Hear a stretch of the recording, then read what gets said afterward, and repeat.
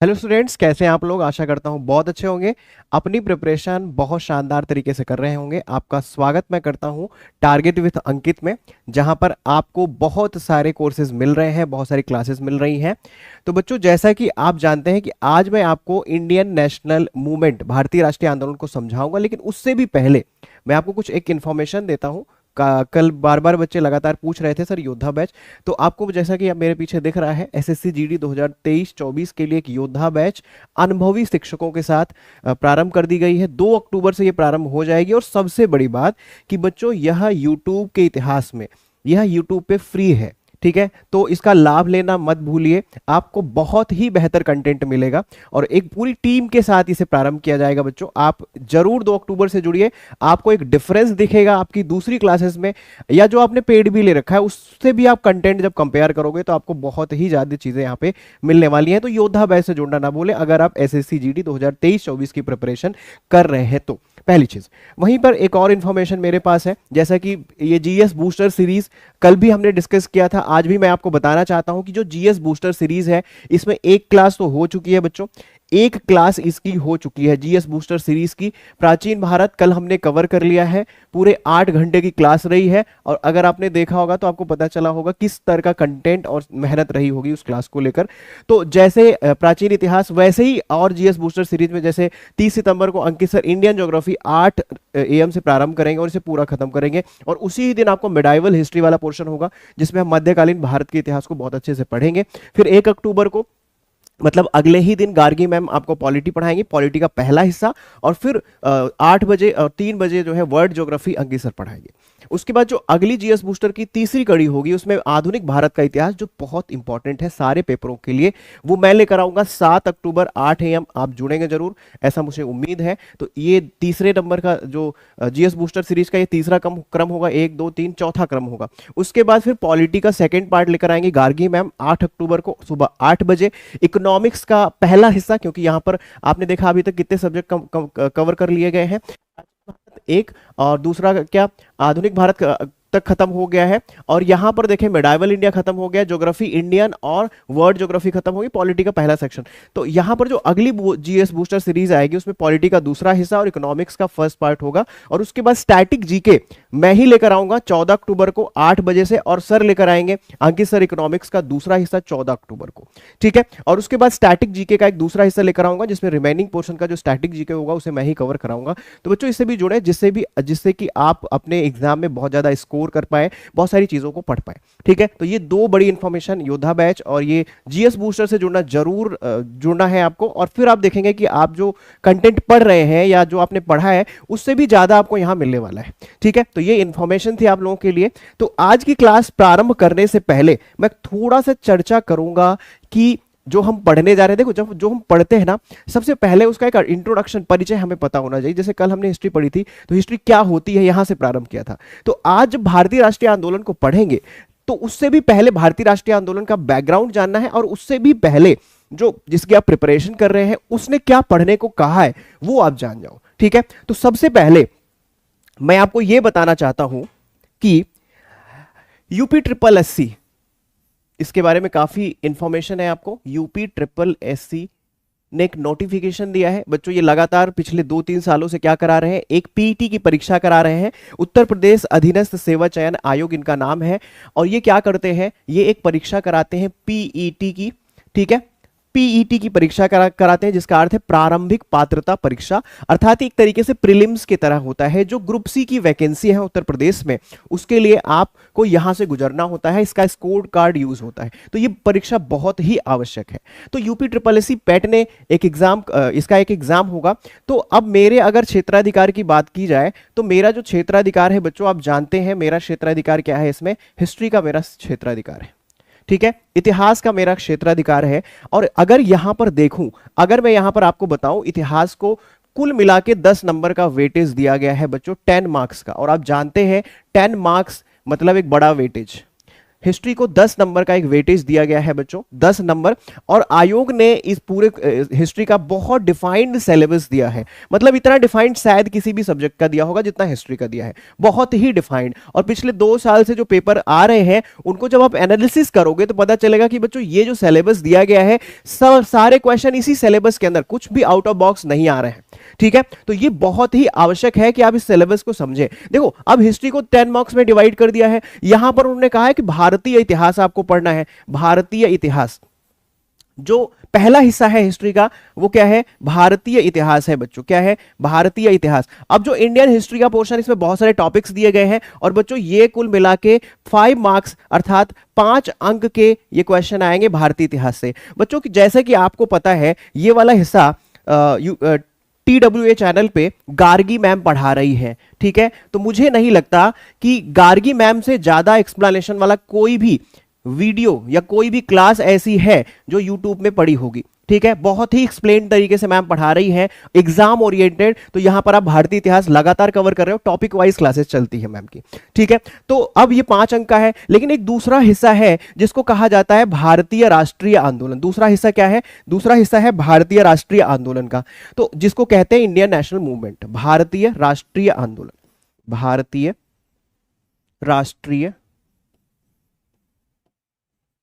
आंदोलन, ये दूसरा हिस्सा है सिलेबस का, आंदोलन। अब ये जो दूसरा हिस्सा है बच्चे, ये जो दूसरा हिस्सा है यह भी कितने अंक का है, 5 अंक का है बच्चों, 5 क्वेश्चन 5 अंक का है। और इसमें कुछ टॉपिक्स बताए गए हैं सिलेबस में, इसका सिलेबस दिया गया है, इसका क्या दिया गया है बच्चों, सिलेबस दिया गया है। तो अभी हमें करना क्या है, इस हिस्से को तो मैं पढ़ाने जा रहा हूं। ठीक है, इस हिस्से को मैं पढ़ाने जा रहा हूं और यहां पर मैं आपसे सबसे पहले इसका जो सिलेबस है बच्चों वो डिस्कस करूंगा। ठीक है, पढ़ने का यही बेस्ट तरीका होता है कि जो आप पढ़ने जा रहे हो, आपका जो कमीशन है, आपका जो आयोग है, उसने जो एक पाठ्यक्रम दिया है वहां से चीजों को समझना होता है और उसी के आधार पे आपको पढ़ाई करनी हो। ये नहीं कि आप कोई भी किताब उठा के पढ़ना शुरू कर दो, ऐसा मत किया करो। आप क्या करें, आपको ये करना है कि सबसे पहले आप जिस कमीशन के अंतर्गत आपका एग्जाम आयोजित कराया जा रहा है, आप सबसे पहले उसका सिलेबस देखना होता है आपको, और उस सिलेबस के आधार पे ही आपको चैप्टर्स तैयार करने होते हैं।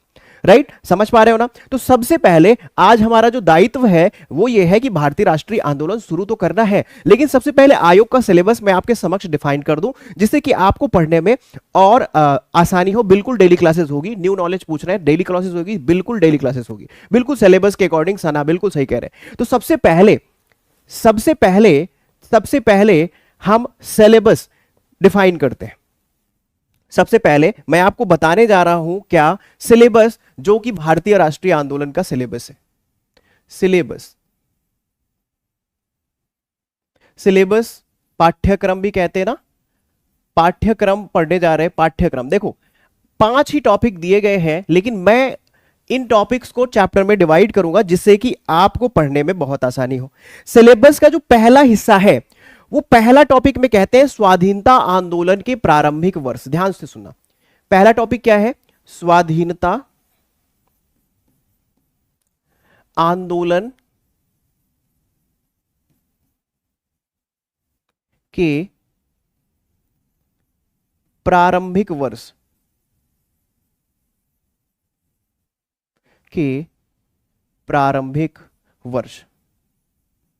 ठीक है, स्वाधीनता आंदोलन के प्रारंभिक वर्ष से पहला जो टॉपिक है वो प्रारंभ होता है। बच्चों प्रारंभिक वर्ष का मतलब है कि जब हम इतिहासकारों की माने तो स्वाधीनता आंदोलन का जो प्रारंभिक वर्ष है उसको क्या माना गया है, उसको कहा गया है कब से कब तक, 1885 ईस्वी से लेकर जो 1905 ईस्वी तक का हिस्सा है उसको स्वाधीनता आंदोलन का प्रारंभिक वर्ष माना गया है।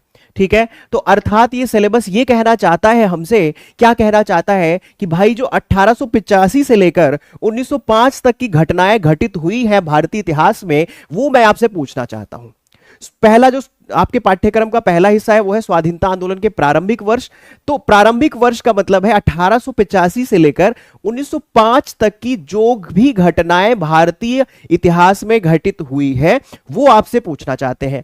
तो आप ध्यान से सुनो, 1885 से लेकर 1905 तक सिर्फ एक ही बड़ी घटना घटित हुई है, वो घटना है कांग्रेस जो है इसी समय इसका गठन हुआ और पूरी तरह से कांग्रेस पर आधारित ही चीजें यहां पर होती रही।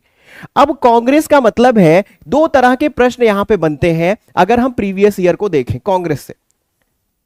पहला किस तरह का प्रश्न बनता है बच्चों? पहला बनता है कांग्रेस की स्थापना, स्टैब्लिशमेंट ऑफ कांग्रेस, इसके पीछे क्या वजह रही होगी, क्या थियरी रही थी, कहां पर स्थापना हुई। और दूसरा बच्चों कांग्रेस के अधिवेशन, दूसरा कांग्रेस के, अब सारे अधिवेशन नहीं याद करने, कुछ बच्चे सारे याद करने लगते हैं, नहीं सारे नहीं करने, कुछ महत्वपूर्ण अधिवेशन, ठीक है, समझ गए। तो मतलब जो पहला हिस्सा है टॉपिक का, आपके एग्जाम का जो सिलेबस दिया गया है उसका पहला हिस्सा आपको समझ में आया कि नहीं? अगर समझ में आया तो आप जानते हैं आपको क्या करना है, आपको सिर्फ हैशटैग कर देना है। अगर आपके, क्योंकि 5 टॉपिक दिए गए हैं, अगर पहला हिस्सा आपने समझ लिया, देखो सिलेबस को समझना बहुत आवश्यक है। राहुल निषाद पूछ रहे हैं एडी क्या होता है। बच्चों राहुल, कल की क्लास आपने शायद नहीं देखी, एडी का मतलब होता है ईसवी, राइट, बहुत बढ़िया, क्लियर, समझ में आ रहा है। देखो सिलेबस समझ लोगे तो पढ़ना बहुत आसान है, पढ़ना बिल्कुल मुश्किल नहीं है बच्चों, लेकिन समझ तो लो सिलेबस, वो क्वेश्चन कहां से पूछेंगे। क्लियर, हैशटैग कर दिया आपने, बहुत बढ़िया, हैशटैग कर दिया, बहुत अच्छे। तो स्वाधीनता आंदोलन के प्रारंभिक वर्ष से हमने क्या निकाला, एक टॉपिक निकाला, और उस टॉपिक का नाम क्या है बच्चे, कांग्रेस। अर्थात जो हमारी क्लास होगी, पहली क्लास, वो किस पे आधारित होगी, वह कांग्रेस पर आधारित होगी। तो पहली क्लास का पहला टॉपिक आपको मिल गया कि नहीं मिल गया? हमें क्या पढ़ना है, हमें कांग्रेस पढ़ना है। क्लियर, चलो अब आगे चलते हैं दूसरे टॉपिक के बारे में जो आपके आयोग ने कहा है। दूसरा टॉपिक क्या है बच्चों? जो आपका दूसरा टॉपिक आपके आयोग ने बताया है वो बताया है स्वदेशी, ध्यान से समझना, क्या बताया बच्चे, स्वदेशी तथा, देखो कैसे डिफाइन कर रहे हैं, सविनय अवज्ञा आंदोलन, सविनय अवज्ञा आंदोलन,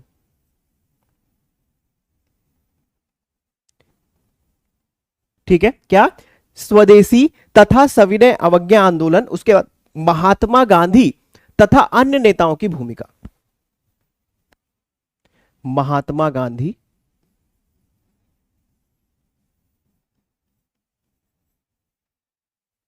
तथा अन्य नेताओं की भूमिका, अन्य नेताओं की भूमिका। अब देखो बच्चों इसको टॉपिक में तोड़ते हैं, ध्यान से समझना है। स्वदेशी आंदोलन, स्वदेशी आंदोलन हुआ था बच्चों बंगाल के विभाजन को लेकर, अंग्रेजों ने बंगाल को बांट दिया था, जिस बात को लेकर भारतीयों ने स्वदेशी आंदोलन किया। मतलब वो इनडायरेक्टली आपसे क्या करना, कहना चाहता है कि आप स्वदेशी आंदोलन तो पढ़ो लेकिन एक और टॉपिक पढ़ के आओ, जो कि इनडायरेक्टली बताया है। क्या बताया है उन्होंने? 2 टॉपिक जोड़ दिए, एक तो बंगाल का विभाजन आपको जानना चाहिए, बंगाल विभाजन आपको जानना चाहिए, ठीक है, और प्लस स्वदेशी आंदोलन, ये एक टॉपिक हो गए, स्वदेशी आंदोलन,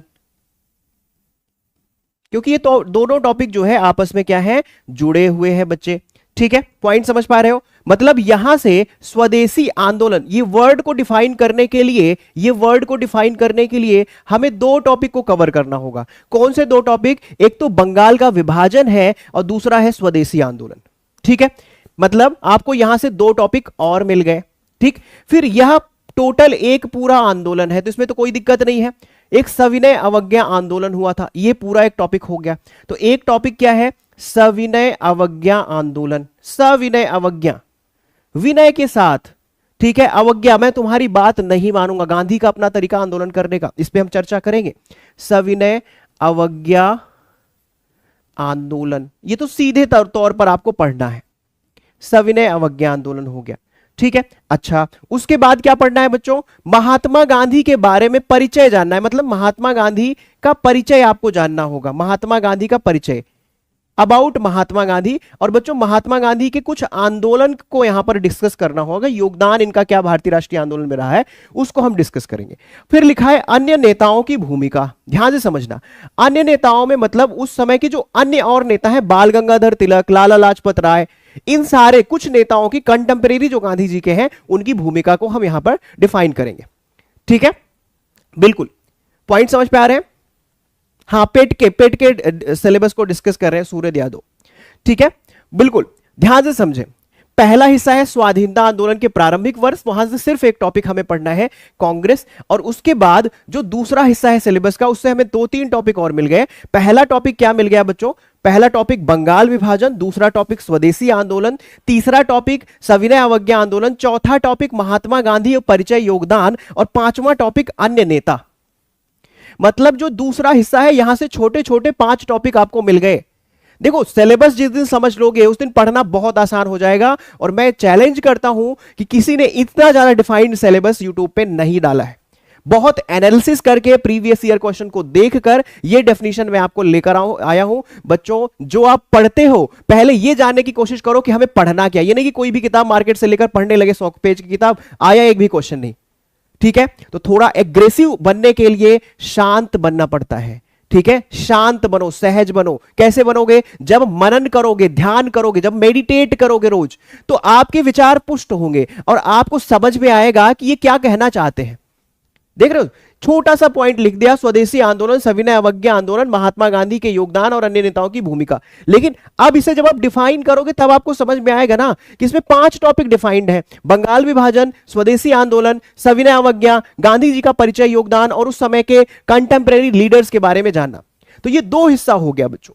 ठीक है, तीसरे हिस्से में आते हैं बच्चों। तीसरा हिस्सा क्या था? ये तो 2 हिस्से डिफाइन कर दिए। तीसरा अर्थात जो टॉपिक है आपका, जो आपका सिलेबस है, इसका जो तीसरा हिस्सा है उसको तो डिस्कस कर ले हम। बिल्कुल कर लेते हैं। अब जो तीसरा हिस्सा है अर्थात टॉपिक है तीसरा, वो कहते हैं क्रांतिकारी आंदोलन। क्रांतिकारी आंदोलन, क्रांतिकारी आंदोलन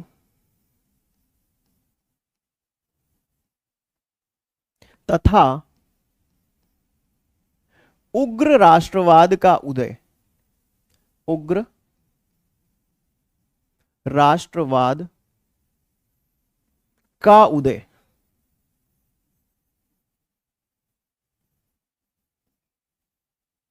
ठीक है, अब इसको कैसे डिफाइन करेंगे बच्चों? भारत में पहला जो चरण है वो कांग्रेस की स्थापना है, जिसको उदारवाद कहते हैं। कांग्रेस कहती थी कि अंग्रेजों को कुछ नहीं पता है, अंग्रेजों को पता ही नहीं है भारतीयों की समस्याएं क्या हैं, और अंग्रेज बहुत अच्छे आदमी हैं। तो अंग्रेज बहुत अच्छे आदमी, उन्हें पता ही नहीं भारतीयों की समस्याएं, तो हम उन्हें बताएंगे। तो कांग्रेस बहुत लिबरल रही थी पहले फेज में अपने। दूसरे फेज में कुछ और नेताओं की एंट्री होती है, जिसको कहते हैं उग्र राष्ट्रवाद का उदय। उग्र राष्ट्रवाद का मतलब यह है, वो कहते थे कि आजादी मांगने से नहीं छीनने से मिलेगी, क्योंकि जब मैं पैदा हुआ था तो जंजीरों में मेरे पैर जकड़े नहीं गए थे। यहां तक भी कहा गया कि स्वराज हमारा जन्मसिद्ध अधिकार है और मैं इसे लेकर रहूंगा। इस तरह की राजनीति, उग्र तरह की राजनीति। वही दूसरी ओर कुछ युवा थे जिन्हें कुछ समझ नहीं आया और उन्होंने बंदूकें उठा ली बच्चों। तो क्रांतिकारी आंदोलन, बम और बंदूकों का आंदोलन जो हुआ, जो भगत सिंह जैसे लोग आए, ठीक है, उसको क्रांतिकारी आंदोलन कहते हैं। तो इस टॉपिक में आपको क्या पढ़ना है? कुछ क्रांतिकारी संस्थाएं, कुछ क्रांतिकारी संस्थाएं आपको पढ़ना है। ठीक है, अनुशीलन समिति जैसी संस्थाएं। ठीक है, अच्छा, कुछ केसेस को देखना है, जैसे काकोरी कांड हो गया, तो इसमें कुछ केसेस को देखना होगा आपको। काकोरी कांड हो गया, अलीगढ़ बम कांड हो गया, ये सब भी मुजफ्फरपुर में जो बम कांड हुआ था वो भी मैं ये सब कुछ आपको यहां पर ये डिफाइन करूंगा बढ़िया से। संस्थाएं और कुछ केस जो कि क्रांतिकारी आंदोलन और उग्र राष्ट्रवाद से प्रेरित रही है, ऐसी संस्थाओं को मैं यहां पर बताऊंगा आपको। ठीक है, जैसे भारत के बाहर भी कुछ संस्थाएं स्थापित की गई, इंडिया हाउस जैसी संस्था स्थापित की गई। ठीक है, ये सब कुछ मैं आपको, गदर पार्टी एक स्थापित की गई थी जो सैन फ्रांसिस्को में, वो सब क्रांतिकारी आंदोलन के तहत आ जाएगी। अर्थात एक ऐसा आंदोलन जो बम और बंदूकों के आधार पर लड़ा गया था। वो कहते थे कि अंग्रेजों को हम ऐसे ही मार के भगा देंगे।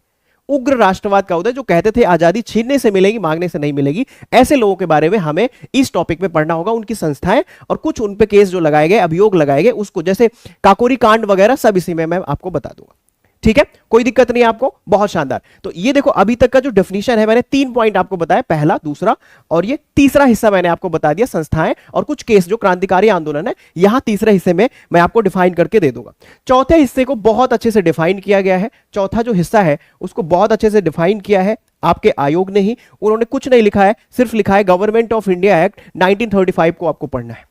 गवर्नमेंट ऑफ इंडिया एक्ट 1935 को बहुत ध्यान से पढ़ना होगा। कुछ फैक्चुअल डेटा यहां पर है जिसको पढ़ना है, तो उसमें कोई भी टॉपिक की प्रॉब्लम नहीं है। तो सीधे तौर पर आपको यहां से कुछ फैक्चुअल डेटा 1935 आयोग में क्या थे, जैसे रिजर्व बैंक की स्थापना इसी के तहत होती है, UPSC union public service commission की स्थापना होती है, फेडरल कोर्ट की स्थापना इसके तहत की जाती है, ऑल इंडिया फेडरेशन बनता है भारत, अखिल भारतीय संघ की स्थापना की जाती है। ठीक है, भारत में प्रांतों को और प्रिंसली स्टेट्स को मिला के क्या बना दिया जाता है, ऑल इंडिया फेडरेशन बना दिया जाता है। ये सब कुछ मैं आपको यहां पर गवर्नमेंट ऑफ इंडिया 1935 वाले एक्ट को बढ़िया से समझाने की कोशिश करूंगा। तो ये 4 टॉपिक हो गए। अब जो 5वां टॉपिक है बच्चों, आयोग ने खुद ही इसको 3 हिस्सों में डिवाइड किया है। ठीक है, कैसे बच्चों, इसमें कहा है भारत छोड़ो आंदोलन, सीधे तौर पर ऐसे लिखा हुआ है उन्होंने, भारत छोड़ो आंदोलन। एक तो ये पढ़ना है। अब मैं देख रहा हूं यूट्यूब पे वो पूरा हिस्ट्री पढ़ा रहे हैं। ठीक है, जो आपका सिलेबस है उसी के अकॉर्डिंग आपको पढ़ना होगा। भारत छोड़ो आंदोलन। दूसरा बच्चों, आजाद हिंद फौज के बारे में, उसकी स्थापना कब हुई, कैसे उन्होंने काम किया। एक उन पे केस लगा था, भारत जब वो आई थी, भारत जब वो आई थी तो अंग्रेजों ने पकड़ के उन पे केस लगा दिया था, जो लाल किला कॉन्स्पिरेसी या लाल किला केस के नाम से जाना जाता है बच्चों। वो सब हम देखेंगे, जिसको कहते हैं आजाद हिंद फौज के बारे में हमें पढ़ना होगा। आजाद हिंद फौज, आजाद हिंद फौज के बारे में हमें क्या करना होगा बच्चों, पढ़ना होगा।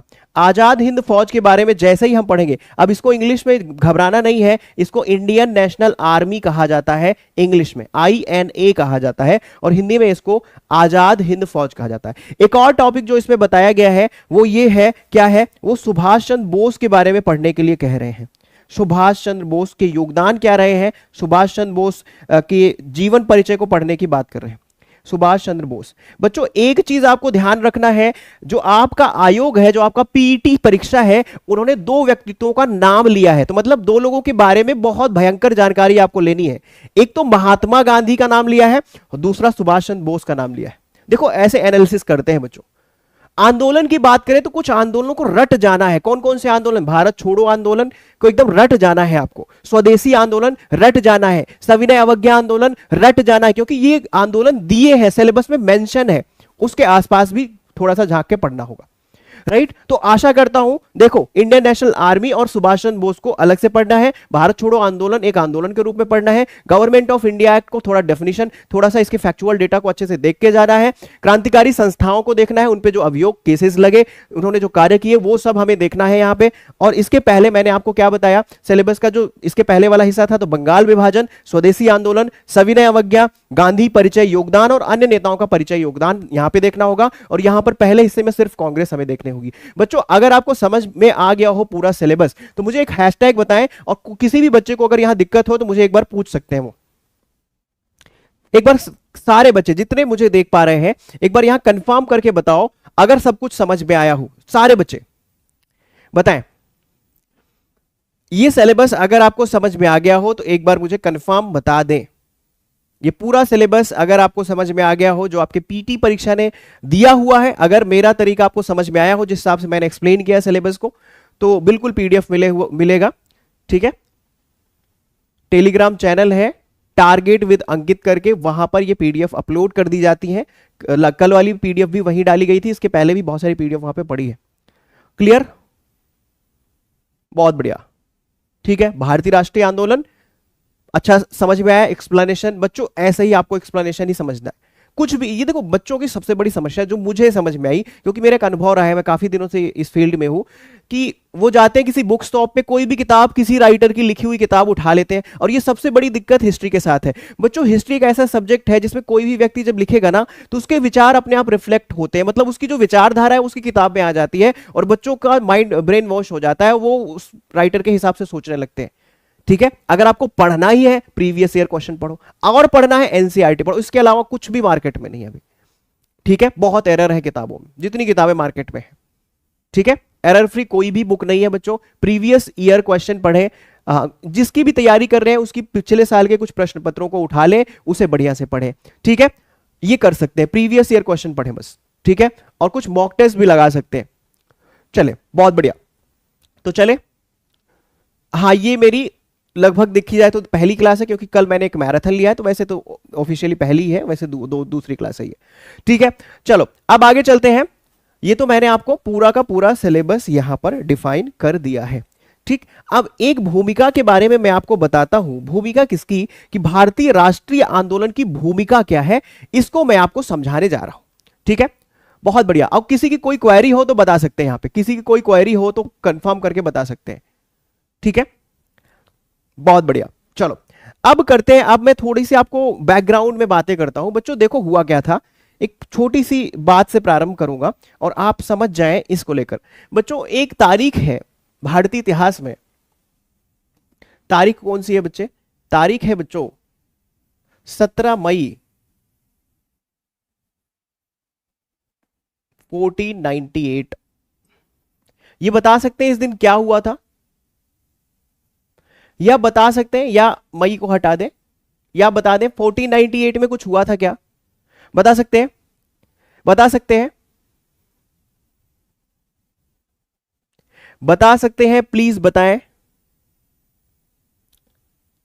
हाँ, वास्को डिगामा भारत आया था। बहुत बढ़िया। ठीक है, वास्को डिगामा भारत आया बच्चों 1498 में। वास्को डिगामा भारत आया। कौन भारत आया बच्चों? वास्को डिगामा भारत आया।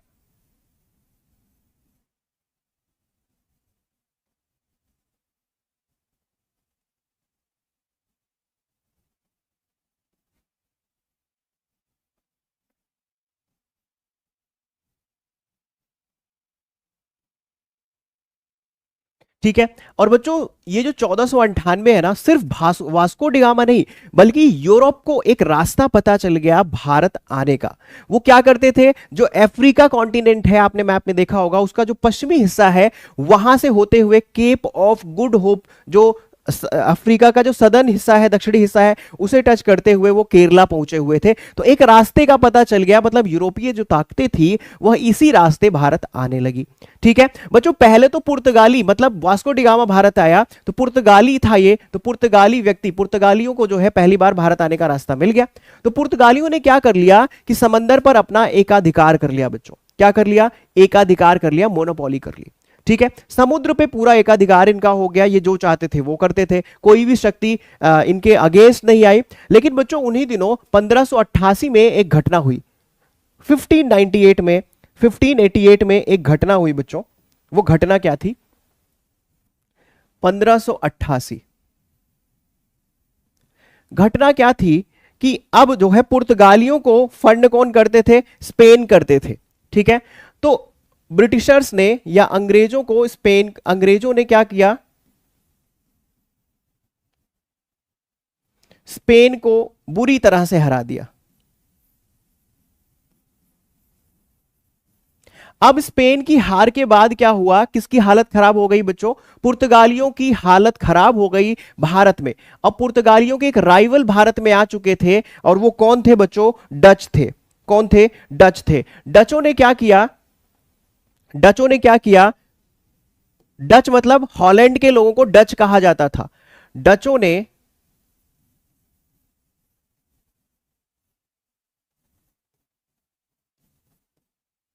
पुर्तगालियों को गोवा तक सीमित कर दिया।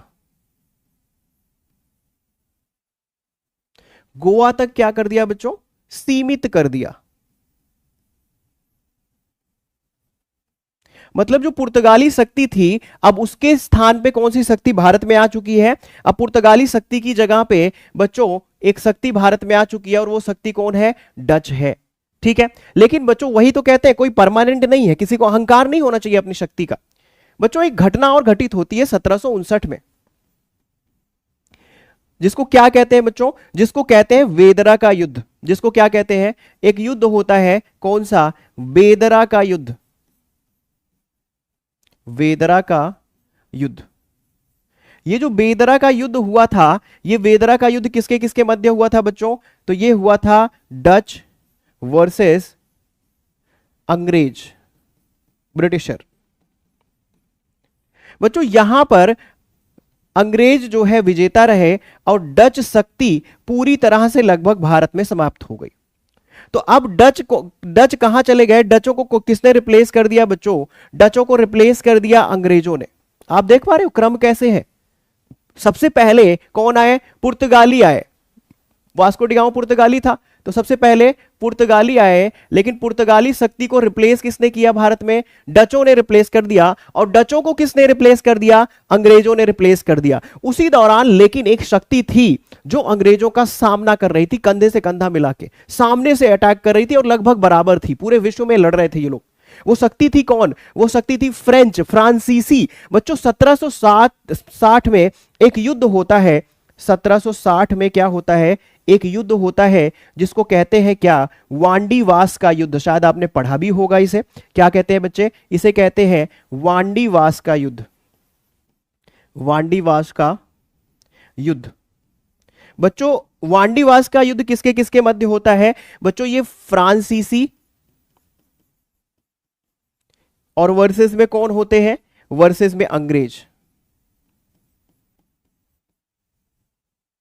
तो यहां पर फ्रांसीसी हार जाते हैं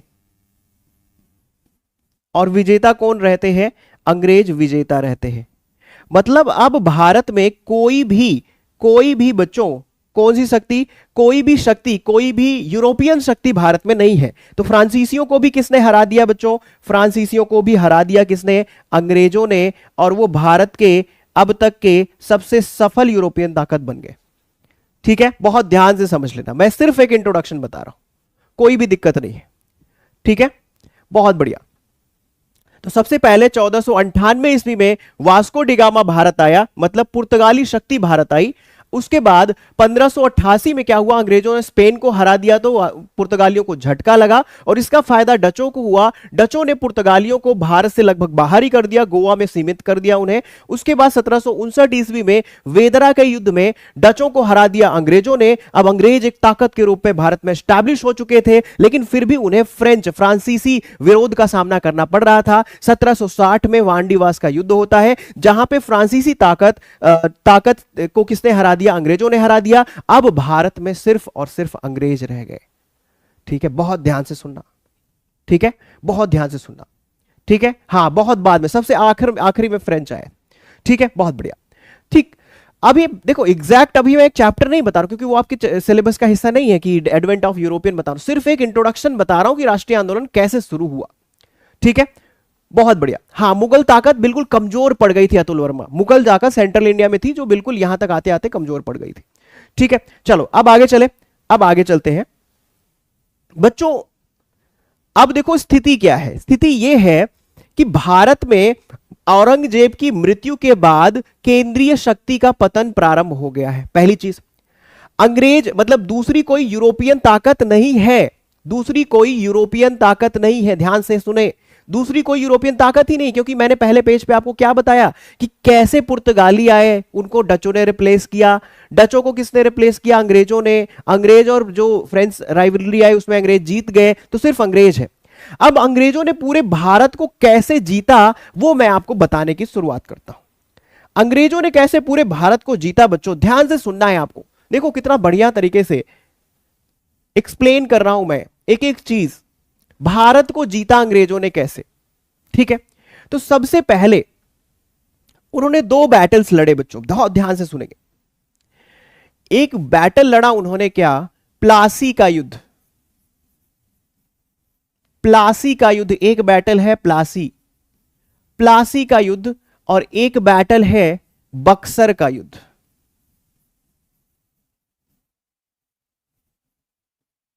एक है प्लासी का युद्ध और दूसरा क्या है बच्चे? बक्सर का युद्ध। ये जो युद्ध है बच्चों 1757 ईस्वी में, और ये जो युद्ध है ये 1764 ईस्वी में। ये युद्ध कब? ये 1764 ईस्वी में।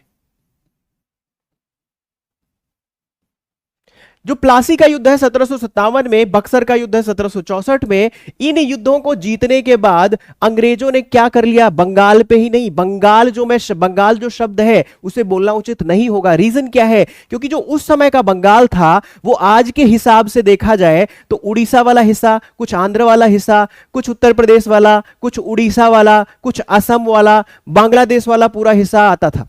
ठीक है, तो इसलिए सिर्फ इसे बंगाल बोलना उचित नहीं होगा। इससे अंग्रेजों ने पूर्वी भारत पर कब्जा कर लिया। किस पे कब्जा कर लिया? इस दो युद्धों से अंग्रेजों ने पूर्वी भारत पर कब्जा कर लिया।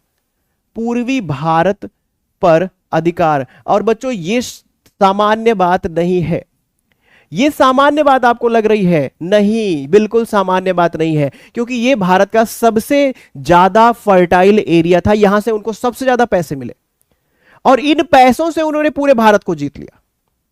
ठीक है, लगभग देखा जाए पूर्व बंगाल और पश्चिम बंगाल ही नहीं आएगा कृष्णा सिंह, असम वाला एरिया, अवध वाला एरिया, बिहार वाला एरिया, उड़ीसा वाला एरिया, कुछ आंध्रा वाला एरिया, नॉर्थ ईस्ट का बहुत सारा एरिया इसमें आएगा, इसलिए मैंने पूर्वी भारत लिखा है।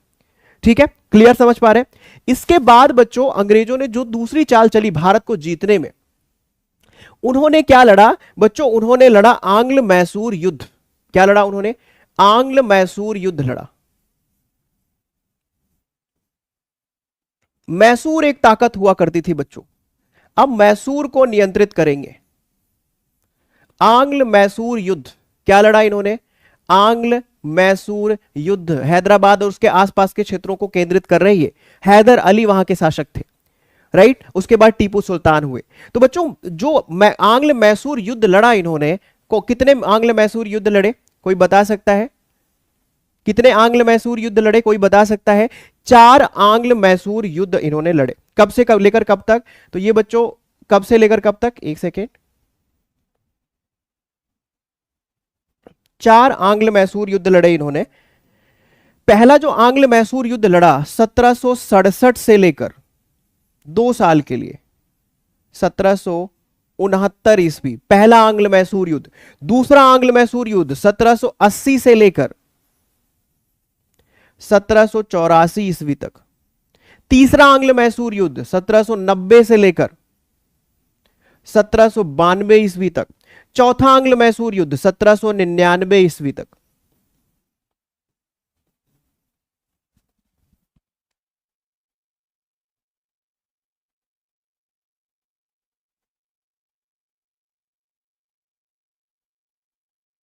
तो क्या समझ में आया आपको? 4 आंग्ल मैसूर युद्ध अंग्रेजों ने, अंततः क्या हुआ बच्चों, यहां पर 1782 में जाकर हैदर अली की मृत्यु हो गई थी, लेकिन उसका पुत्र बहुत योग्य था। 1782 से उसने कमान संभाली और उसके बाद उसने हार नहीं मानी। अंतिम में श्रीरंगपट्टनम में लड़ते हुए मारा गया टीपू सुल्तान। और मैसूर किसके कब्जे में आ गया बच्चों? पूरा का पूरा मैसूर किसके कब्जे में आ गया? अंग्रेजों के कब्जे में आ गया।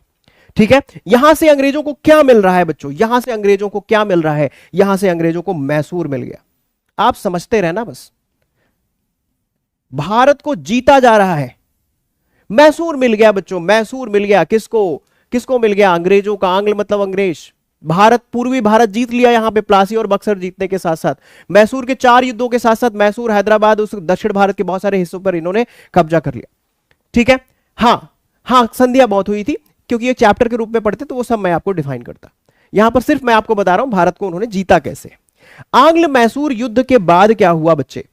आंग्ल मैसूर युद्ध के बाद क्या हुआ था? आंग्ल मैसूर युद्ध के बाद बच्चों आंग्ल मराठा युद्ध हुआ, बहुत ज्यादा इंपॉर्टेंट। क्या हुआ?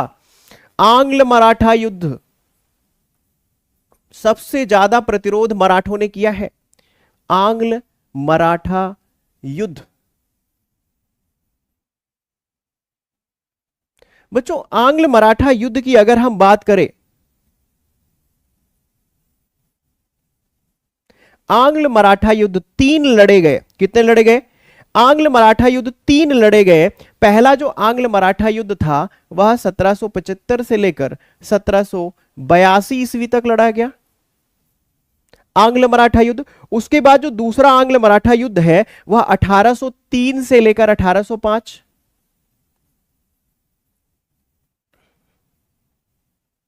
ठीक है, अगला जो आंग्ल मराठा युद्ध है 1817-18 के आसपास तक लड़ा गया, और यहां पर इन्होंने सहायक संधि पर हस्ताक्षर कर दिए और मराठों ने पूरी तरह से समर्पण कर दिया। ठीक है बच्चों, तो यहां पर आंग्ल मराठा युद्ध के साथ लगभग संपूर्ण महाराष्ट्र और उसके आसपास के जो भी क्षेत्रों को इन्होंने विजित कर लिया है। और अभी आप देखो तो सही, कितना एरिया इन्होंने जीत लिया है। देख पा रहे हो आप? देखो, यहां से पूर्वी भारत है, वहां से दक्षिण भारत का बड़ा हिस्सा है, और यहां से पश्चिमी भारत का बहुत बड़ा हिस्सा इन्होंने जीत लिया है। महाराष्ट्र और उसके आसपास का हिस्सा इन्होंने जीत लिया है बच्चे। ठीक है, और इसके बाद एक युद्ध और होता है, आंग्ल सिख युद्ध।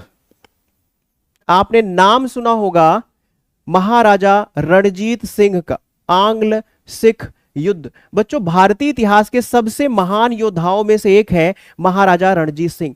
कहते हैं कि जब तक महाराजा रणजीत सिंह थे तब तक अंग्रेजों की हिम्मत नहीं थी कि वो क्या कर सके, युद्ध लड़ सके उनसे, क्योंकि उन्होंने दिमाग लगाया था। उन्होंने अपने सेना में बहुत सारे फ्रांसीसी सैनिकों की भर्ती की थी और फ्रांसीसियों को बुलाकर अपनी सेना को ट्रेंड किया था। कहते हैं कि एशिया की सबसे मजबूत आर्मी थी राजा रणजीत सिंह के पास। जैसे ही राजा रणजीत सिंह की मृत्यु हुई बच्चों, उत्तराधिकार के लिए युद्ध होना प्रारंभ हो गया, आपस में लड़ने लगे और उसका फायदा अंग्रेजों ने उठाया और अंग्रेजों ने दो आंग्ल सिख युद्ध लड़कर पंजाब, जब मैं पंजाब बोलता हूं तो भारत वाला भी पंजाब और कहां पर पाकिस्तान वाला भी पूरा पंजाब आ जाता है, वो पूरा हिस्सा इन्होंने जीत लिया। पॉइंट समझ पा रहे हैं? तो कितने आंग्ल सिख युद्ध हुए बच्चों? तो दो आंग्ल सिख युद्धों के माध्यम से उन्होंने पूरा लगभग हिस्सा जीत लिया था। एक 1845-46 में हुआ था युद्ध, एक कब हुआ था? 1845-46 में।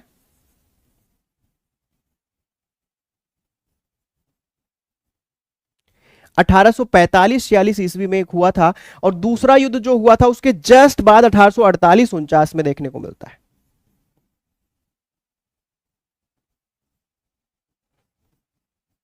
ठीक है, तो यहां से लगभग पूरा पंजाब वाला हिस्सा इन्होंने जीत लिया। तो यहां पर देखा जाए कि लगभग संपूर्ण भारत में यहां तक आते आते कब्जा हो गया था अंग्रेजों का, लगभग संपूर्ण भारत में कब्जा।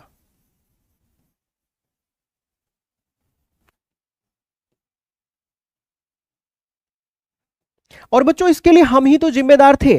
वो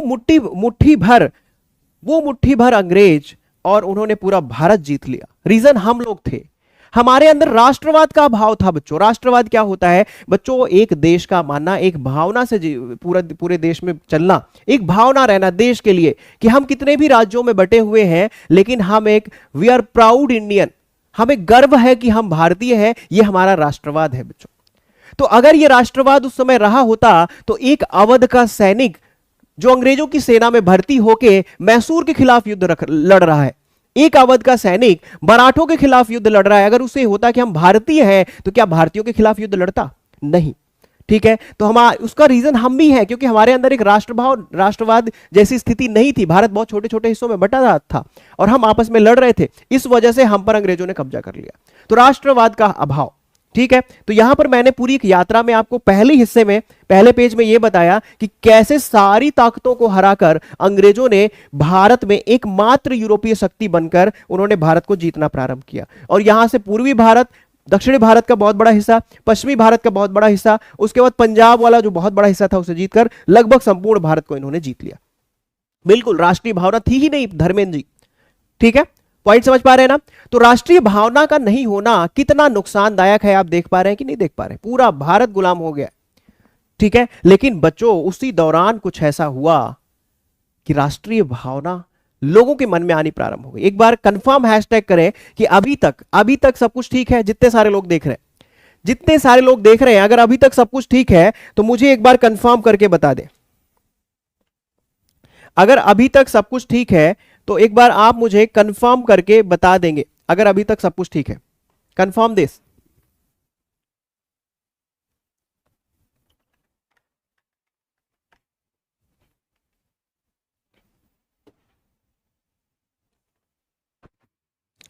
चले, बहुत बढ़िया, गुड।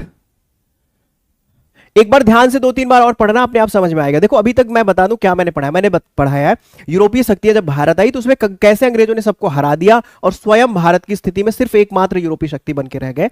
दूसरे में मैंने आपको यह बताया कि कैसे युद्धों के माध्यम से उन्होंने संपूर्ण भारत को विभाजित कर लिया है। ठीक है, किसी ने लिखा था 1857 से राष्ट्रीय भावना। 1857 से राष्ट्रीय भावना का उदय होना प्रारंभ हुआ, लेकिन पूरा भारत उस समय एक नहीं था बच्चे, आप जानते ही होंगे। पूरा दक्षिण भारत अछूता था और राजा सिर्फ अपने राज्य के लिए, झांसी अपने राज्य के लिए लड़ रहा था, अवध को अपना राज्य चाहिए था, सब अपने राज्यों के लिए लड़ रहे थे। कोई भारत के लिए लड़ रहा था 1857 की क्रांति में? अगर पता है तो बताओ, एक भी व्यक्ति बताओ जो भारत के लिए लड़ रहा था 1857 में। शायद नहीं, एक भी व्यक्ति नहीं था जो भारत के लिए लड़ रहा था बच्चों। इसका रीजन क्या है कि राष्ट्रवाद उदय होने का प्रारंभ वहीं पर हुआ। ठीक है, बहुत बहुत धन्यवाद, बहुत बहुत धन्यवाद। ठीक है, ठीक है, बिल्कुल सब अपने स्वार्थ के लिए लड़ रहे थे इशिका, बहुत बढ़िया, सबका अपना स्वार्थ था। रानी लक्ष्मीबाई को झांसी चाहिए था, नाना साहब को पेंशन चाहिए थी। पॉइंट समझ पा रहे हो ना, सबके अपने स्वार्थ थे। क्या कोई भारत के लिए लड़ रहा था? नहीं। हाँ, वहां से राष्ट्रवाद की शुरुआत मान सकते हो। अब राष्ट्रवाद क्यों आया, अब राष्ट्रवाद क्यों आया ये मैं आपको बताना चाहता हूं। राष्ट्रवाद आया ही क्यों भारत में बच्चों, राष्ट्रवाद का उदय क्यों हुआ ये मैं आपको बताने जा रहा हूं। राष्ट्रवाद का उदय,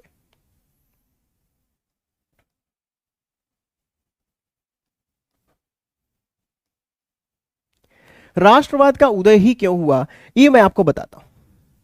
बच्चों, राष्ट्रवाद का उदय होने का सबसे बड़ा कारण है बच्चों, भारत में क्या हुआ, प्रेस का विकास हो गया। बहुत ध्यान से समझना, प्रेस का विकास, प्रेस समझ रहे हैं ना, प्रेस के विकास होने से भारत में क्या हुआ कि समाचार पत्र निकालना आसान हो गया। विभिन्न लोग पत्रिकाएं निकाल रहे हैं, कुछ लोग किताबें पब्लिश कर रहे हैं, और उसमें वो बता रहे हैं कि कैसे अंग्रेज हमें परेशान कर रहे हैं, कैसे अंग्रेज हमें लूट रहे हैं। तो ये प्रेस के विकास से क्या हुआ कि भारतीय जनमानस में एक भावना का विकास हुआ, वो ये था कि ये अंग्रेजों की वजह से ही हम इतने परेशान स्थिति में हैं। तो पूरे भारत के लोगों को लगने लगा कि हमारी मुश्किल का कारण है सिर्फ एक, वो है अंग्रेज, और अगर अंग्रेजों को भारत से भगा दिया जाए तो हम सुख और समृद्धि में जीवन व्यतीत करेंगे। क्लियर समझ पा रहे हो? तो प्रेस के विकास ने राष्ट्रवाद के उदय में एक महती भूमिका निभाई। ठीक है, प्रेस का विकास समझ पा रहे हैं? ठीक है, पहला रीजन। दूसरा रीजन है बच्चों, सामाजिक धार्मिक आंदोलन। सामाजिक धार्मिक आंदोलन, बहुत ध्यान से समझना, यह आंदोलन क्या फायदा कर गया बच्चों। सामाजिक धार्मिक आंदोलन हालांकि आपके पेट के सिलेबस में नहीं है, लेकिन बच्चों आप जानते हैं ना, समाज में जब कुछ कुरीतियां आ गई थी, विधवा पुनर्विवाह जैसी स्थितियां नहीं हो रही थी, जब सती प्रथा जैसा कुछ कांड हो रहा था, कृत्य हो रहा था, ऐसी स्थिति में अर्ली चाइल्ड मैरिज, बाल विवाह जैसी स्थितियां थी, तो समय समाज में परिवर्तन करने के लिए कुछ लोग आए, जिसको एक आंदोलन का स्वरूप दिया गया, जिसे सामाजिक धार्मिक आंदोलन कहा जाता है। समाज में जो बड़े स्तर पे ऐसे आंदोलन हो रहे थे और सुधार हो रहा था, तो अंग्रेजों को लगने लगा, अंग्रेजों ने तो पहले बड़े अच्छे तरीके से स्वागत किया इसको और सती प्रथा जैसी चीजों को बैन किया, लेकिन अंग्रेजों को लगने लगा कि इससे हमारा कोई फायदा नहीं है, तो अंग्रेजों ने इसमें कोई रुचि नहीं ली। लोगों के मन में यह आया सामाजिक धार्मिक आंदोलन से, क्योंकि एक साइंटिफिक टेम्परामेंट का विकास हो गया, तो लोगों के मन में यह आया कि अगर हमारा खुद का देश होगा, हमारी खुद की सरकारें होंगी, तो जो ये सुधार है वो द्रुत गति से होंगे, तेज गति से होंगे। लोगों के अंदर एक नई जागरूकता आई और बच्चों लोगों ने सोचा कि अंग्रेजों को बाहर निकाल के फेंक दिया जाए। तो सामाजिक धार्मिक आंदोलन ने भी एक बड़ी भूमिका निभाई थी। क्लियर हो गया? अच्छा, तीसरी चीज बच्चों, आर्थिक शोषण। आर्थिक शोषण ध्यान से समझना है आपको। आर्थिक शोषण बच्चों, अंग्रेज मनमाना कर लगा देते थे, मनमाना लगान लगा देते थे। ठीक है, वो लगातार पैसे मतलब टैक्सेस बढ़ाते जा रहे थे। सामान्य किसान बहुत परेशान था इस बात को लेकर। और यही नहीं, दादा भाई नौरोजी ने एक किताब लिख दी, poverty and un-British rule in India. उस किताब में उन्होंने यह बताया कि कैसे भारत का धन ब्रिटेन ले जाया जा रहा है। इस किताब को पढ़ के भारतीयों के मन में एक रोष की भावना आई और उन्होंने सोचा कि इस तरह से अगर शोषण होता रहा तो एक दिन हमारा अस्तित्व ही खत्म हो जाएगा। तो लोगों ने यहां से बच्चों एक आंदोलन का स्वरूप देखने को मिलता है। तो बहुत सारी किताबों के माध्यम से जो आर्थिक शोषण हो रहा था वो लोगों तक पहुंचा, लोग समझ पाए, बहुत सारे लोगों के रोजगार चले गए, क्योंकि जो भारत का हथकरघा आयोग था, हथकरघा जो जितने भी छोटे छोटे वो कार्य करते थे, वस्त्र बनाने के तरीके या हथकरघा जो हाथों से बनाने के छोटे छोटे खिलौने या जो भी बनाने की उनकी टेक्निक थी, अंग्रेजों के आने से धीरे धीरे समाप्त हो गई बच्चों। ठीक है, तो हैंडक्राफ्ट या जितनी भी चीजें और उनके तरीके थे, अंग्रेजों ने क्या किया, अपने यहां से मशीनीकृत चीजों को भारत में लेकर आए और सस्ते दामों पे बेचा, जिससे भारत के छोटे छोटे उद्योग अपने आप समाप्त हो गए, बहुत सारे लोग बेरोजगार हो गए। और तो इसकी वजह से क्या हुआ, लोगों ने अंग्रेजों के खिलाफ झंडा उठा लिया। तो आर्थिक शोषण भी बहुत बड़ा रीजन है बच्चों।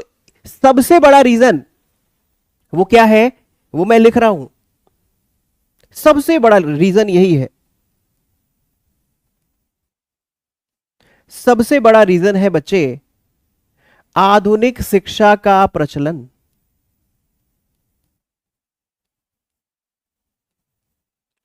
आधुनिक शिक्षा का प्रचलन। आधुनिक शिक्षा बच्चों, शिक्षा एक ऐसी चीज है जो आपको बताती है कि आपका अधिकार क्या है। अंग्रेजों ने यही बड़ी गलती कर दी।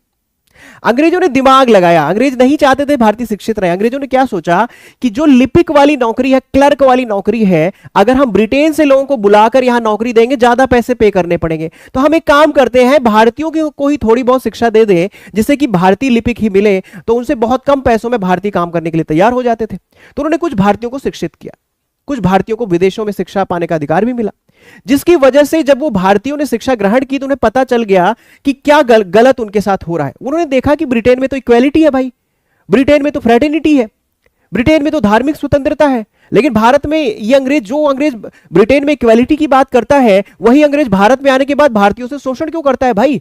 भारतीयों में इक्वेलिटी क्यों नहीं डालता? भारतीयों के खिलाफ भी समानता क्यों नहीं देता भारतीयों को? तो ये शिक्षा की वजह से लोग ये समझने में सक्षम हो पाए कि भारतीयों के साथ एक बड़े स्तर पे भेदभाव हो रहा है बच्चों, और शिक्षा के प्रचलन ने उन्हें उनके अधिकार से रूबरू करा दिया।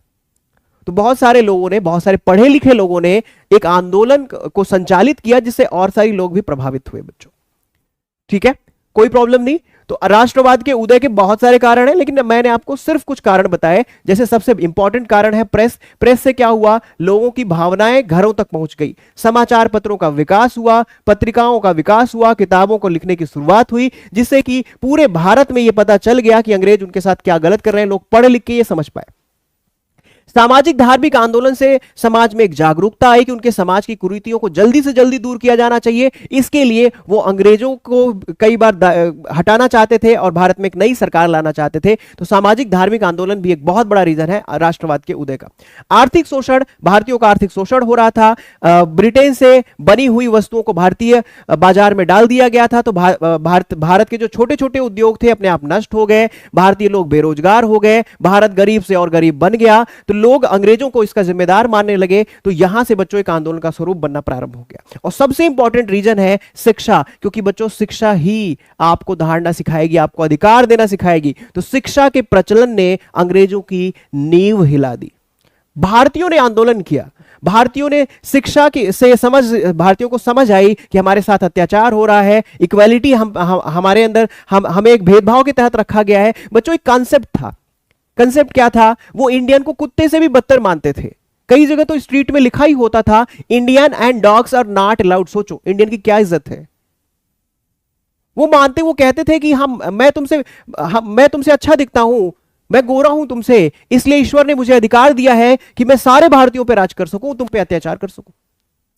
ऐसी भावना, ऐसा भेदभाव शायद आज तक कहीं नहीं हुआ। आपको पता है ना, महात्मा गांधी को एक ट्रेन के डिब्बे से नीचे फेंक दिया गया था। रीजन था कि वो ब्लैक थे। ब्लैक थे का मतलब ब्लैक और व्हाइट में डिफाइन है, तो आप फर्स्ट क्लास में नहीं बैठ सकते। सोचो इतना बड़ा भेदभाव शायद आज तक कभी नहीं हुआ होगा। आज भी जो ब्रिटिश मीडिया या वेस्ट की मीडिया भारतीयों पे तंज कसते हैं, उनको पहले अपने आईने खुद के चेहरे देखने चाहिए कि उन्होंने इतिहास को कितना धूमिल करके रखा हुआ था। ब्लैक व्हाइट एक बहुत बड़ा डिफरेंशिएशन बच्चों भारत में। ठीक है, और भारतीयों को तो बिना, देखो अशिक्षा यही होती है, अशिक्षा में भारतीयों को लगने लगा कि हो सकता है ईश्वर ने भेज दिया हो भाई। लेकिन जब मलेशिया, जापान जैसे देशों ने अंग्रेजों के खिलाफ विजय हासिल की, तो भारतीयों को लगने लगा नहीं नहीं, हम भी अंग्रेजों को हरा सकते हैं। और ऐसा कुछ भी नहीं, ईश्वर भेदभाव नहीं करता कि उन्हें व्हाइट बना दिया तो उन्हें ही जीतने का अधिकार है, उन्हें भी राज करने का अधिकार है। राइट, क्लियर, समझ पे आ रहा है ना? तो राष्ट्रवाद का उदय आपको समझ में आया। देखो मैंने आपको क्या क्या बताया है बच्चों। अगर आपने क्लासेस बहुत ध्यान से अभी तक सीखी होंगी, ली होंगी मेरी क्लासेस, तो मैंने आपको क्या क्या बताया है। मैंने आपको यहां ये बताया, यूपी SSSC पेट हिस्ट्री का जो सिलेबस है, हिस्ट्री 10 मार्क्स की है, तो 5 मार्क्स की हिस्ट्री जो है इंडियन हिस्ट्री है, जिसको आपको गार्गी में पढ़ा रही हैं अभी चैप्टर वाइज, वहां क्लासेस ले सकते हैं। ठीक है, भारतीय राष्ट्रीय आंदोलन मैं पढ़ाऊंगा 5 नंबर में। सिलेबस पहले डिस्कस करने की बात की थी मैंने, तो सबसे पहले मैंने आपको सिलेबस डिस्कस किया है, टॉपिक्स में तोड़ा है सारी चीजों को। इस पूरे लेक्चर को बहुत इंपॉर्टेंट है, उसे देख लेना, आप के लिए बहुत कारगर सिद्ध होगा। ठीक है। उसके बाद ये पूरा सिलेबस डिस्कस करने के बाद मैंने एक बैकग्राउंड डिस्कस करने की कोशिश की है कि कैसे एक पुर्तगाली शक्ति आती है, कैसे पुर्तगाली शक्ति को डचों ने हरा दिया, डचों को फिर से अंग्रेजों ने हराया और अंग्रेजों ने फ्रांसीसियों को हराकर अपने आप को एकमात्र शक्ति भारत में सिद्ध करी। ठीक है। उसके बाद मैंने आपको यह बताया कि कैसे भारत को जीतने की शुरुआत हुई, पूरे ईस्टर्न इंडिया, पूर्वी भारत को जीत लिया गया प्लासी और बक्सर के साथ। आंग्ल मैसूर युद्ध, 4 आंग्ल मैसूर युद्धों के माध्यम से उन्होंने मैसूर वाला हिस्सा जीत लिया। 3 मराठा युद्धों के माध्यम से उन्होंने महाराष्ट्र और उसके आसपास का हिस्सा जीत लिया। 2 सिख युद्धों के माध्यम से पंजाब वाला हिस्सा जीत लिया इन्होंने। ठीक है। उसके बाद मैंने कहा संपूर्ण भारत में लगभग कब्जा भी हो गया है। फिर मैंने कहा लेकिन उसका रीजन हम ही थे, क्योंकि हमारे अंदर एक राष्ट्रीय भावना का की शुरुआत नहीं हुई थी। ठीक है। तो राष्ट्रवाद का उदय, जिसमें बहुत सारे पॉइंट्स हैं, जैसे प्रेस का विकास हुआ, प्रेस के विकास में समाचार पत्र, पत्रिका, किताबें, ये सब एक महती योगदान लेकर आए, क्योंकि इनके माध्यम से विचारों का आदान प्रदान हुआ और यह पता चला कि अंग्रेज ही हमारे दुश्मन है। सामाजिक धार्मिक आंदोलन ने भी राष्ट्रवाद के उदय में एक बहुत बड़ा योगदान दिया। आर्थिक शोषण की वजह से भारतीय बेरोजगार हो गए और बेरोजगारी में क्या हुआ कि भारतीयों को लगने लगा इसका रीजन सिर्फ अंग्रेज है, जिसकी वजह से आज हम इस स्थिति से गुजर रहे हैं। सबसे इंपॉर्टेंट है शिक्षा बच्चों, एजुकेशन। एजुकेशन ही बताएगी कि आपके अधिकार क्या है। यही हुआ भारतीयों के साथ और भारतीयों को लगने लगा कि हमें अपने अधिकारों को जानना चाहिए, समझना चाहिए और अपने अधिकारों के लिए आंदोलन करना चाहिए। और इसका रिजल्ट यह हुआ कि भारत में राष्ट्रवाद का उदय हुआ बच्चों। क्लियर? भारत में राष्ट्रवाद का उदय हुआ। सब कुछ समझ में आया? अच्छे से समझ में आ रहा है? चलो अब मैं यहां पर थोड़ा सा एक डेफिनेशन बताऊंगा। क्लासेस का जो पहला चैप्टर है कांग्रेस, हालांकि ये तो अगले लेक्चर से प्रारंभ करेंगे। ठीक है।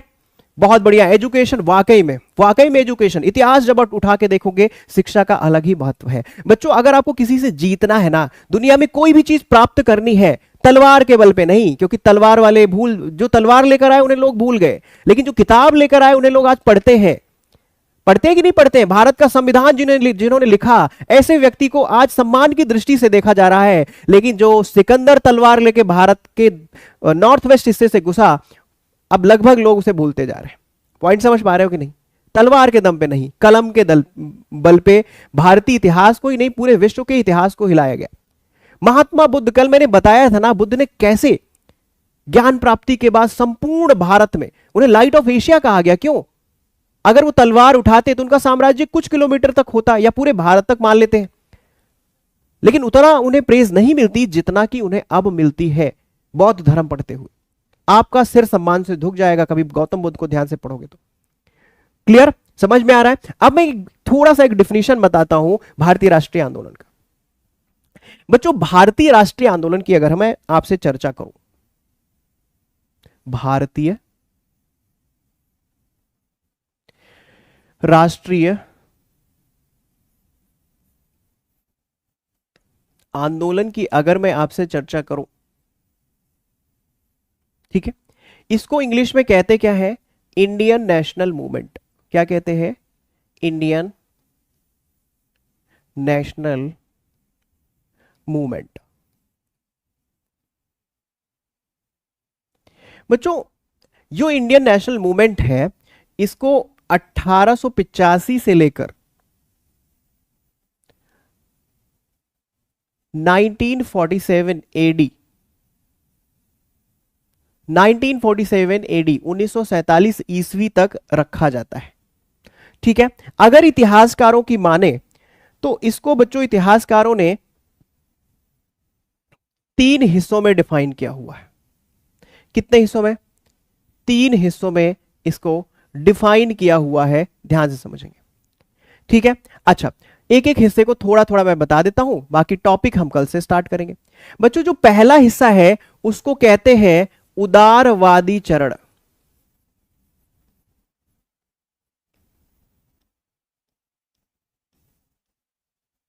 पहला जो हिस्सा है उसको क्या कहते हैं?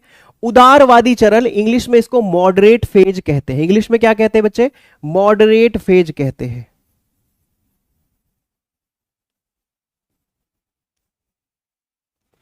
बच्चों, मॉडरेट फेज जो है कब से लेकर कब तक होता है? 1885 से लेकर 1905 तक का जो इतिहास है भारतीय इतिहास में, इसको क्या कहते हैं? इसको उदारवादी चरण कहते हैं। क्लियर हो गया, उदारवादी चरण। इस चरण में क्या हुआ, इस चरण में कांग्रेस का यह इनिशियल फेज था। इस कहते हैं ना, कांग्रेस इस समय शैशव अवस्था में थी, बच्चे वाली शिशु अवस्था में थी। बच्चों, कांग्रेस का मानना था कि अंग्रेजों की कोई गलती नहीं है, अंग्रेज भारत में है और अंग्रेजों को नहीं पता है कि भारतीयों की प्रॉब्लम, समस्या क्या है, ये कांग्रेस कहती थी। तो क्योंकि अंग्रेजों को भारतीयों की समस्या नहीं पता है, तो हम लोग क्या करेंगे, हम लोग संवैधानिक तरीके से लिख लिख कर अंग्रेजों को ये बताएंगे, छोटे से संवैधानिक आंदोलन के माध्यम से, कि भारतीयों की ये समस्या है, और जब अंग्रेजों को ये पता चल जाएगा तो अंग्रेज उसमें सुधार कर देंगे। ठीक है, इसे कहते हैं शैशव अवस्था। ठीक है, ये आपके सिलेबस का हिस्सा है, राइट। तो कांग्रेस, हालांकि यह इनिशियल फेज था, अब इसमें मत जाइए सही था या गलत था, राइट। इसके बाद एक दूसरे तरह की राजनीति का भारत में उदय होता है, जिसको कहा जाता है बच्चों उग्रवादी चरण। उग्रवादी चरण, बच्चों जो उग्रवादी चरण था उसको इंग्लिश में कहते हैं एक्सट्रीमिस्ट फेज।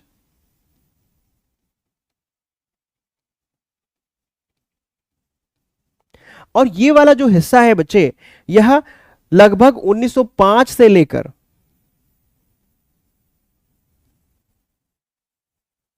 1919 ईस्वी तक एक्सट्रीमिस्ट फेज है। इनकी बड़ी आलोचना की उदारवादियों की, कहा ऐसा कुछ नहीं है, अंग्रेजों को सब पता है और अंग्रेज ही अत्याचार कर रहे हैं, अंग्रेजों को सब पता है भारतीयों की समस्याएं क्या है, वो जानबूझ के नहीं चाहते कि वो सब कुछ सही हो। उदारवादियों ने कहा कि तुम्हें पता नहीं है, हम पूरी तरह से गुलाम हैं और हमें आजाद होना, हम एक देश के रूप में स्वतंत्र हो जाए। तो उग्रवादी एक अलग तरह की राजनीति लेकर आए, वो थोड़ा सा कठोर तरीके से आजादी को प्राप्त करना, इनके आंदोलन थोड़ा कठोर दिखेंगे आपको। ये अंग्रेजों को परेशान करना चाहते थे, अंग्रेजों से छीनना चाहते थे आजादी। लेकिन उदारवाद के लोग बहुत ही सामान्य तरीके से पत्र लिखेंगे कि प्लीज सर ये सही कर दो। ये कहते थे प्लीज वीज नहीं है, हमारा देश है और हमें आजादी चाहिए। ठीक है, स्वराज मेरा जन्मसिद्ध अधिकार है, मैं ऐसे लेकर रहूंगा, ऐसे नारे इन्होंने दी। उग्रवादी चरण। ठीक है बच्चों, अच्छा इसके बाद क्या होता है कि 1919 के बाद, मतलब लगभग 1919 में भारत में एक तीसरे चरण की शुरुआत होती है, जहां पर एक व्यक्ति दक्षिण अफ्रीका से आता है और वहां पर बहुत सारे आंदोलन उसके सफल हैं और एक नए तरह के तेवर के साथ भारत में आता है। एक नए तरह के तेवर के साथ बच्चों, एक नया तेवर कहते हैं उदारवादी, मतलब जो बहुत लचीले हैं, फ्लेक्सिबल हैं, वैसे भी गांधी नहीं है। उग्रवादी, गांधी बिल्कुल उग्रवादी भी नहीं है, लेकिन जब जरूरत पड़ती है तो वो कहते हैं भारत छोड़ो आंदोलन करो या मरो जैसी स्थितियां वो बोलते हैं।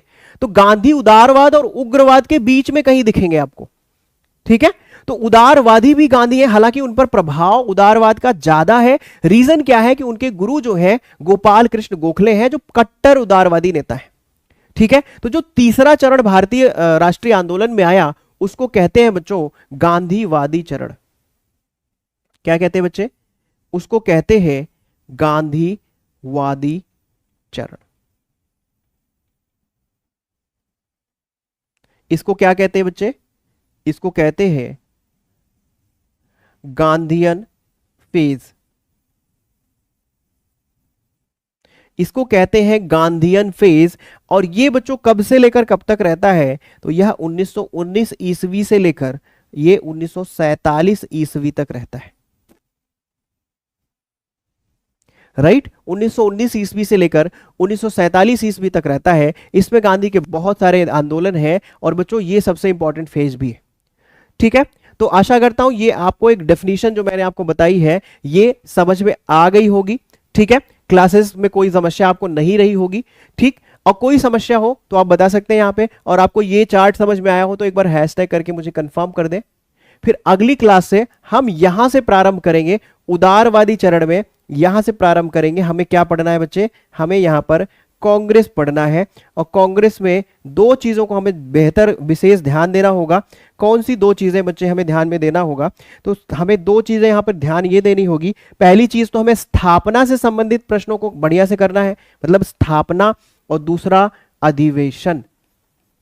तो कल से बिल्कुल 11 बजे आपको आ जाना है और क्लासेस को बढ़िया से करते रहना है। ठीक है, तो बच्चों आज की क्लास में इतना ही। मिलते हैं आपसे अगली क्लासेस में, तब तक अपना ख्याल रखें और खूब पढ़ाई करते रहें। बहुत बहुत धन्यवाद। Thank you very much.